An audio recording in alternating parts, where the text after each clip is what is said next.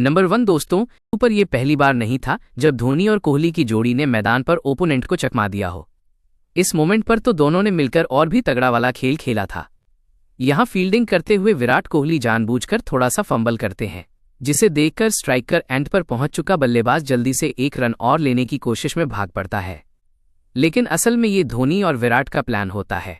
विराट तुरंत बॉल को उठाते हैं और गोली की स्पीड से धोनी के पास फेंकते हैं, जो ऑलरेडी प्लान को सक्सेसफुल करने के लिए स्टंप्स के पास तैनात होते हैं, और पलक झपकते ही बल्लेबाज का खेल खत्म कर देते हैं।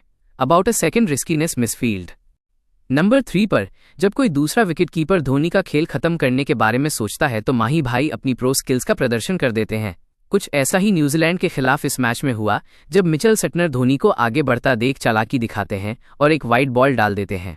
अब धोनी इसे मिस तो कर देते हैं, लेकिन वो पहले ही समझ चुके थे कि वो स्टंप आउट हो सकते हैं, इसलिए वो अपने पैरों को फुल स्ट्रेच कर लेते हैं, जिससे कि स्टंपिंग के दौरान उनका पैर क्रीज में आ जाता है।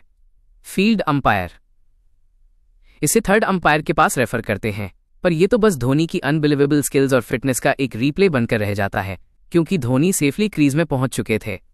How it's now what Phillips is asking here is whether Dhoni in happy with that. Number 4, लेकिन अगर यहां न्यूजीलैंड के विकेटकीपर की जगह धोनी खुद होते तो शायद अभी तक 2 बार स्टंप आउट होकर बल्लेबाज पवेलियन लौट भी चुका होता। इसका जीता जागता सबूत हमें साल 2023 के आईपीएल फाइनल में देखने में मिला था, जब पहले बल्लेबाजी करते हुए गुजरात टाइटंस के शुभमन गिल का बल्ला आग बरसा रहा होता है महेश तिशाना की बॉल पर, तो वो against the spin step out करके बॉल को कवर पर उड़ा देते हैं।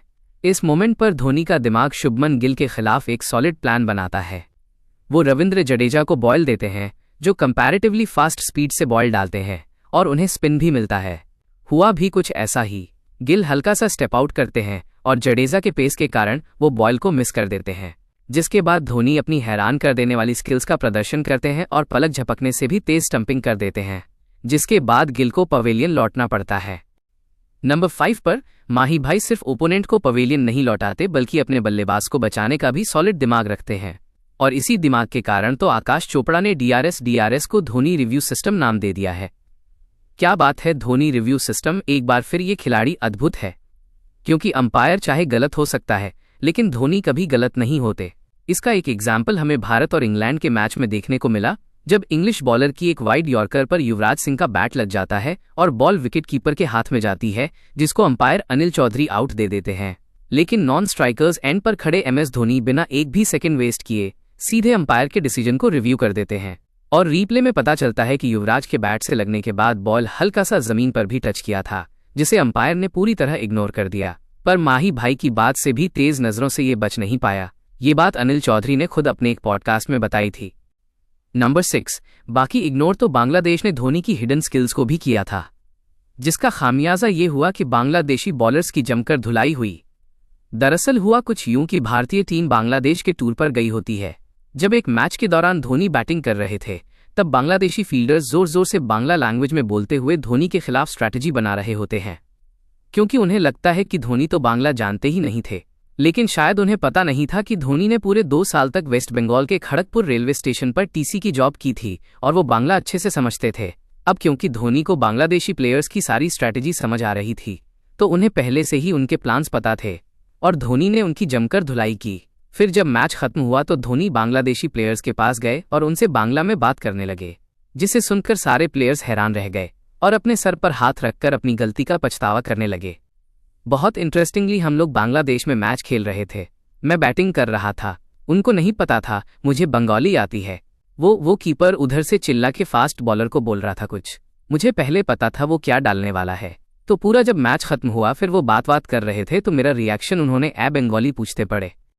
नंबर 7 पर असल पछतावा तो उन्हें होता है जो धोनी की बात नहीं मानते, क्योंकि धोनी वो खिलाड़ी है जो विकेट के पीछे से खेल बदल देते हैं। भारत और न्यूजीलैंड का मैच चल रहा था और बॉल थी कुलदीप यादव के हाथ में। कुलदीप को विकेट की तलाश थी, और ऐसे में एक आवाज विकेट के पीछे से आती है।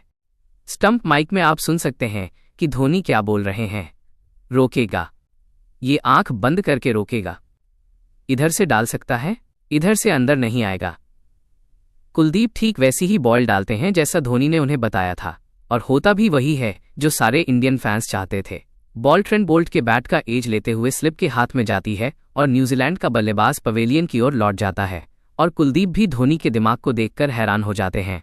अब ऐसे ही तो कुलदीप अपनी सक्सेस का क्रेडिट धोनी को नहीं देते ना, कुछ तो था उस खिलाड़ी में जो विकेट के पीछे से खेल का रुख पलट देता था।